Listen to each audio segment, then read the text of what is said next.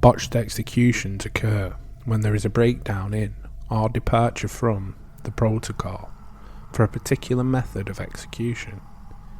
The protocol can be established by the norms, expectations, and advertised virtues of each method by the government's officially adopted execution guidelines. Botched executions are those involving unanticipated problems or delays that cause, at least arguably, unnecessary agony for the prisoner, or that reflects gross incompetency of the executioner. Hi everybody and welcome back to the Dark Histories podcast. Hope everybody is well. I'm Rob, your host as always. For episode 22, we're going to look at some of history's botched execution. We will look at 3 individual cases throughout history, and hopefully you'll enjoy them. Listener's discretion is advised for this one, as the descriptions are quite graphic. So without further ado, please sit back and relax for more dark history.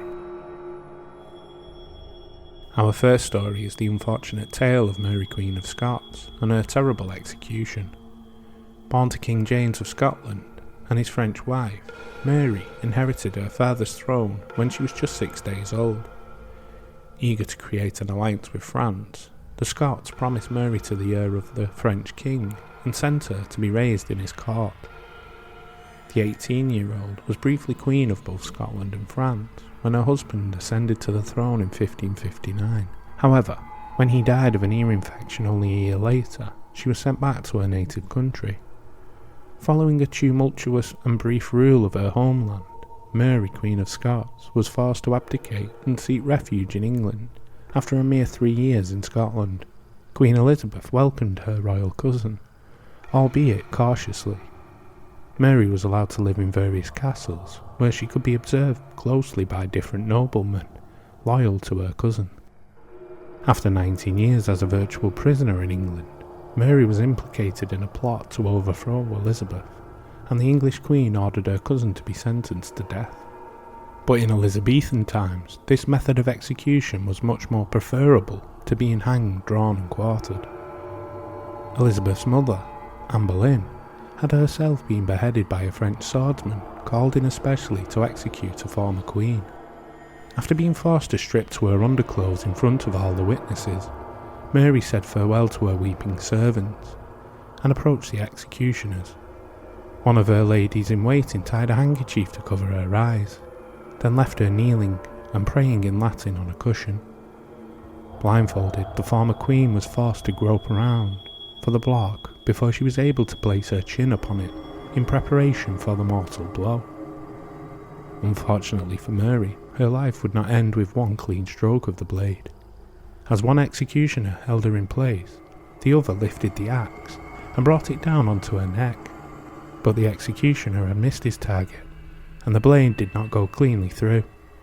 Quickly, he lifted the axe again and struck once more, and Mary, Queen of Scots, made a very small noise, but didn't move from her place throughout this terrible process.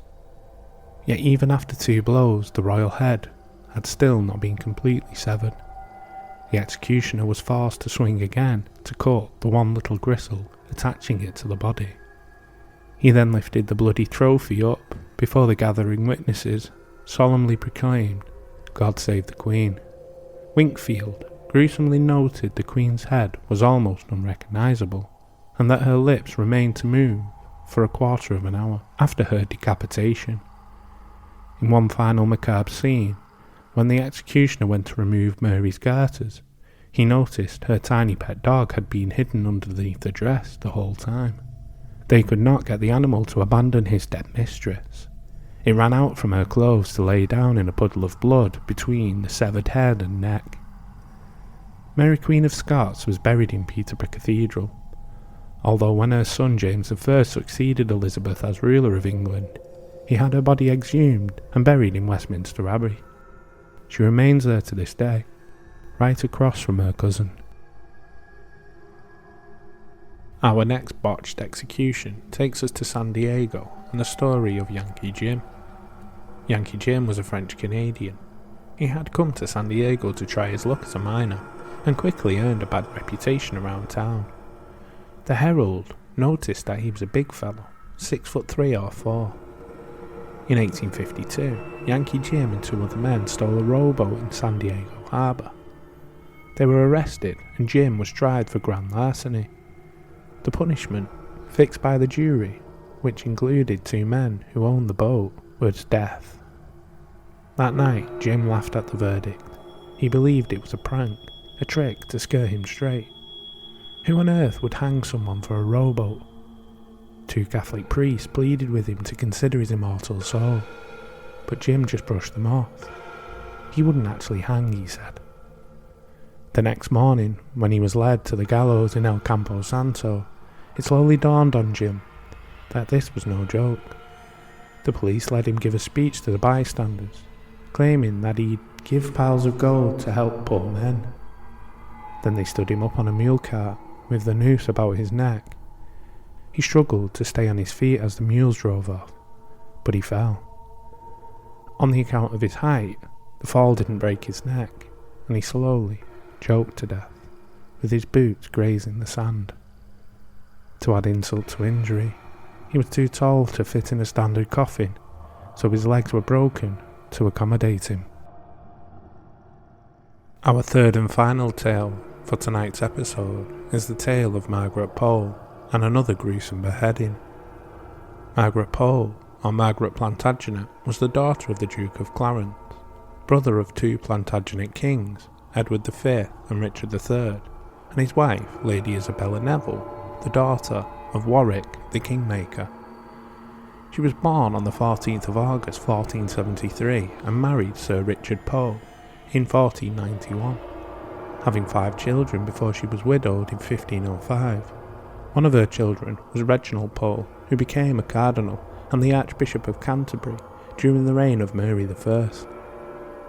At the beginning of King Henry VIII's reign, she was in favour. The king allowed her to become the 8th Countess of Salisbury, and she was Lady Mary's godmother and governess. But things went rather pear-shaped when her son, Reginald Pole, spoke out against the king's annulment of his marriage to Catherine of Aragon. Things got even worse when Reginald published a book which denounced Henry VIII's policies.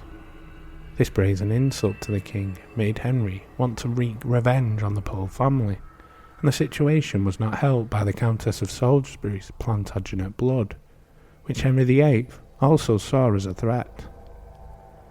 In November 1538, various members of the Pole family were arrested for treason and taken to the Tower of London.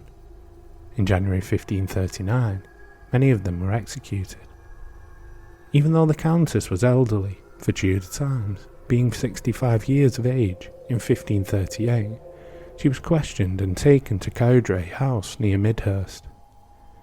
In May 1539, a bill of attainder was issued against her by Thomas Cromwell, and a tunic displaying 5 wounds, which was used as a symbol in the Northern rebellions. This was used as evidence against her, having alleged being found in her belongings. She was stripped of her titles and imprisoned in the Tower of London. After 2 years of being imprisoned as a traitor in the Tower, the now frail 67-year-old Plantagenet heiress was executed. As a woman of noble birth, Margaret Pole was given a private execution. There are 2 accounts of her execution. One says that she was executed by an inexperienced axeman who missed her neck the first time, gashing her shoulder, and that it took a further 10 blows to finish her off. The second account tells of how she managed to escape from the block, and then she was hewed down by the executioner as she ran. This second account concurs with the first, that it says that 11 blows were required to kill her. Whichever account you believe, this lady had a truly awful end. I will never understand how Henry could take his anger out on a frail old lady who was no threat to him and who had acted as a mother figure to his daughter Mary. On the 29th of December 1886, Pope Leo XIII beatified Margaret, making her Blessed Margaret Pole, a Catholic martyr. Her feast day is the 28th of May, the date that some sources give as her execution date. These are the words found on the walls of her cell, and thought to have been etched by Margaret. For traitor on the block should die, I am no traitor, no, not I. My faithfulness stands fast, and so towards the block I shall not go, nor make one step, as you shall see. Christ, in thy mercy, save thou me. So there you go, a couple of stories of botched executions throughout history. There are many more, and I can do more if people want it. But can you imagine the terror of this? Especially for Margaret Pole and Mary Queen of Scots. Laid there with your neck on a block, just praying it's quick. And you have a bumbling idiot hacking and slashing away at it. Doesn't bear thinking about. In the case of Yankee Jim, generally, was just poor math skills. Fancy being hanged for stealing a boat. He, like the two ladies, obviously was killed as some sort of vendetta against them, because the other men involved got off scot-free. He must have just rubbed people up the wrong way. Anyway, as we all know, it's coming up to Christmas, or the holidays for my American listeners, and I'm obviously thinking of specials for that time.